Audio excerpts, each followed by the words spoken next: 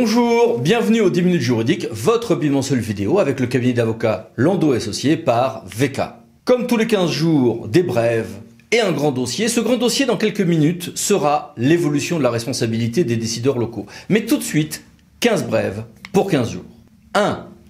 Une ordonnance du 29 janvier 2020 assouplit considérablement le droit à la construction et certaines contraintes pesant sur les maîtrises d'ouvrage. 2. Le juge a estimé que, sauf sans doute fracture numérique, celui qui a déjà accès à des documents en ligne n'est pas fondé à demander ces mêmes documents par voie papier. 3. Quand j'utilise mes procédures dérogatoires de retrait adhésion de l'article 52.14.26, retrait dérogatoire d'une communauté d'agglomération pour un syndicat d'eau, etc., le préfet peut dire non. Après avis de la CDCI, il peut dire oui. Est-ce qu'il doit consulter la CDCI avant de dire non? Réponse oui, nous dit le tribunal administratif de Versailles. Je peux avoir des parcelles d'un lotissement qui seront non constructibles sous certaines conditions. 5. Deux textes même sont sortis au JO. Un décret du 30 janvier et un arrêté du 4 février sur les questions de contrôle déontologique en fonction publique et de saisine de l'autorité hiérarchique, notamment quand il y a des activités privées lucratives envisagées. 6. La circulaire sur le nuançage politique des maires a été censurée partiellement par le Conseil d'État, conduisant à la nouvelle circulaire que voici du 3 février 2020, avec cette fois-ci un nuançage à partir de 3500 habitants et des nouvelles nuances plus fines pour les découpages politiques. 7. Un projet de loi vise à l'accélération et à la simplification de l'action publique. Vous aurez noté que l'acronyme fait ASAP.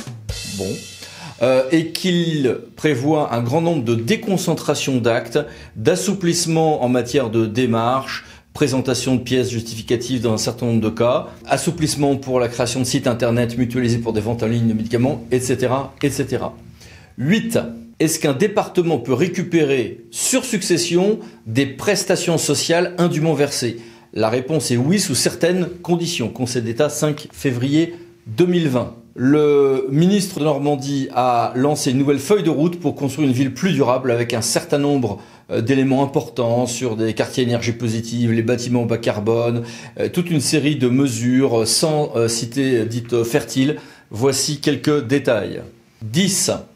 Le gouvernement soutient la proposition de loi Amiel et donc cette proposition va passer assez vite et elle a des volets importants sur les questions de lutte contre les allergies, ambroisie, les problèmes de moustiques, les risques sanitaires, la gestion de pandémie. Un texte qui va vite arriver dans un contexte tendu en la matière. 11. Quasiment tous les 15 jours, on a le plaisir de vous adresser des informations sur de nouvelles mesures de déconcentration et de réorganisation des préfectures. Et ben voilà un nouveau décret du 7 février sur l'organisation et omission des secrétariats généraux communs départementaux. Ces secrétariats généraux communs départementaux vont être chargés de l'ensemble des fonctions support à l'échelle départementale. 12. Une collectivité publique donne une subvention. La subvention finalement n'est pas versée. À partir de quand court le délai de la prescription quadriennale? La réponse est à dater de la date d'exigibilité de la subvention, dans le cas par exemple d'une subvention conditionnée par des travaux, à compter de l'envoi de la notification de l'achèvement de ces travaux, par exemple. 13. Petit rappel, bientôt un grand nombre d'élus et de membres de cabinet vont avoir à faire une déclaration de situation patrimoniale à la HATPV. Selon quelle modalité, quel calendrier surtout? Réponse ici. 14. Il y a 15 jours, notre dossier portait sur la future loi gaspillage et économie circulaire. Et bien cette loi a été entre-temps promulguée, ça y est, sans aucune censure du Conseil constitutionnel qui n'a pas été saisi. Loi donc du 10 février 2020. 15. Le Conseil d'État, ça y est, a rendu son ordonnance sur le décret du 27 décembre 2019 sur les mesures de protection des personnes et en fait essentiellement les distances entre les épandages de pesticides et les habitations et la possibilité ou pas de faire des chartes locales avec les maires en ce domaine.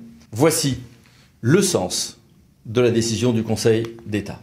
Comme vous le voyez, le Conseil d'État a refusé de suspendre le décret de fin décembre 2019.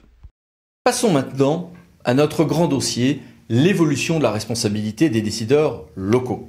Alors évidemment, en matière de responsabilité, il faut toujours distinguer les risques. Il faut évidemment connaître ses protections statutaires, la garantie du fonctionnaire, qui donne lieu d'ailleurs à des modifications avec la loi engagement proximité, l'utilité d'une assurance personnelle, les règles en matière de franchise et de libre choix de l'avocat, très bien. Mais il faut surtout maîtriser, connaître les grandes lignes de responsabilité. S'agissant des infractions dites volontaires, on a énormément d'élus condamnés parce qu'ils ont cru que le danger ne se manifestait que quand leur morale personnelle leur donnait un signal d'alarme. Eh ben non, il y a une chose à intégrer.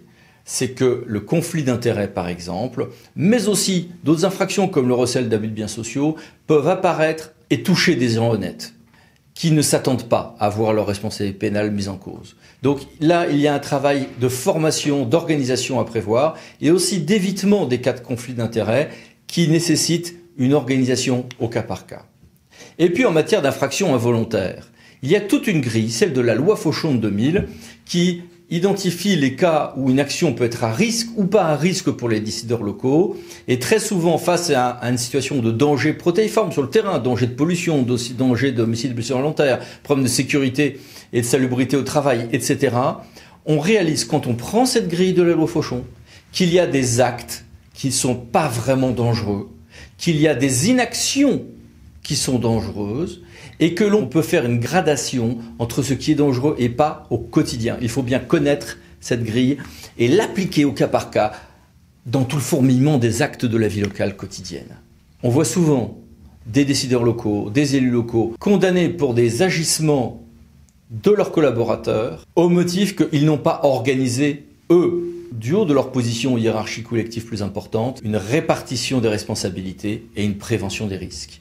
Donc, s'organiser est infiniment plus protecteur que ne rien faire. Face à cela, 4 questions à monsieur Luc Brunet, responsable de l'Observatoire SMAC. Tout d'abord, merci beaucoup de nous avoir rejoints. Bonjour. Alors, première question, est-ce que vous voyez une augmentation ou une diminution des poursuites pour infractions involontaires? Alors, en matière d'homicide et blessures involontaires, on constate une très légère reprise du contentieux à l'encontre des élus locaux, de l'ordre de plus 15% par rapport à la précédente mandature. Ceci dit, il faut bien avoir conscience du fait que ce contentieux représente moins de 3% du contentieux pénal des élus. Donc cela reste relativement, entre guillemets, anecdotique, notamment par rapport à d'autres contentieux, et nous le verrons tout à l'heure, du contentieux des manquements au devoir de probité. Et en ces domaines d'infraction involontaire, le taux d'enquête préliminaire et de poursuite est-il constant? Car il faut bien avoir à l'esprit qu'il y a beaucoup plus de cas de poursuite que de condamnation, mais celui qui se retrouve ainsi poursuivi vit un enfer jusqu'à ce qu'il soit blanchi dans le silence de la presse le plus total en général. Si on regarde le taux de condamnation des élus locaux poursuivis pour homicide ou blessure involontaire, il est de l'ordre inférieur à 30%. On constate une petite évolution, effectivement, consécutivement à la loi Fauchon du 10 juillet 2000, puisque le taux de condamnation avant l'adoption de la loi était proche de 40%. Aujourd'hui, il est inférieur à 30%, donc on peut y voir les effets, effectivement, de la loi du 10 juillet 2000, dite loi Fauchon, tendant à redéfinir le champ des infractions non intentionnelles. Passons maintenant aux infractions dites volontaires, notamment le favoritisme et la prise illégale d'intérêt. Ces infractions augmentent-elles en nombre d'enquêtes et de condamnations? Alors les atteintes à la probité, ça constitue vraiment le premier motif de mise en cause pénale et de condamnation des élus locaux et des fonctionnaires territoriaux. C'est vraiment la zone sur laquelle les élus sont les plus exposés, les élus et les fonctionnaires sont les plus exposés. Et s'agissant des élus, l'infraction numéro 1 qui arrive en tête, c'est effectivement le délit de prise illégale d'intérêt. Délit de prise illégale d'intérêt qui est suivi ensuite, mais de manière assez détachée, par le délit de favoritisme. Donc, s'il y a vraiment une zone sur laquelle les élus locaux doivent être particulièrement vigilants, c'est celui de la prévention des conflits d'intérêts et de la prise illégale d'intérêt. Et en ces domaines, quels sont vos principaux conseils? Alors un conseil, en tant qu'assureur, ça peut être qu'effectivement de penser, de recommander aux élus de bien souscrire une assurance personnelle. Alors, pour rappel, la loi du 27 décembre 2009, loi engagement et proximité, met à la charge des communes une obligation d'assurance en matière de protection fonctionnelle, bien garder à l'esprit que la protection fonctionnelle ne joue que dans certaines situations et n'est pas automatique. On vient de le voir, le contentieux pénal est essentiellement axé sur les manquements de devoir de probité, et donc il peut y avoir un débat au sein du conseil municipal pour le fait de savoir s'il faut accorder ou non la protection à l'élu, laquelle ne sera pas automatique. Et donc d'où l'intérêt effectivement d'avoir un contrat d'assurance personnelle, sachant que derrière, au final, quand on regarde l'ensemble des poursuites et l'ensemble des condamnations, finalement, près de 6 élus sur 10 bénéficient au final d'une décision qui leur est favorable. D'où le nécessaire respect du principe de la présomption d'innocence. Très bien, écoutez, merci beaucoup et à bientôt. Merci, au revoir. Et merci à vous. À bientôt pour votre prochain épisode des 10 minutes juridiques. À suivre. Au revoir.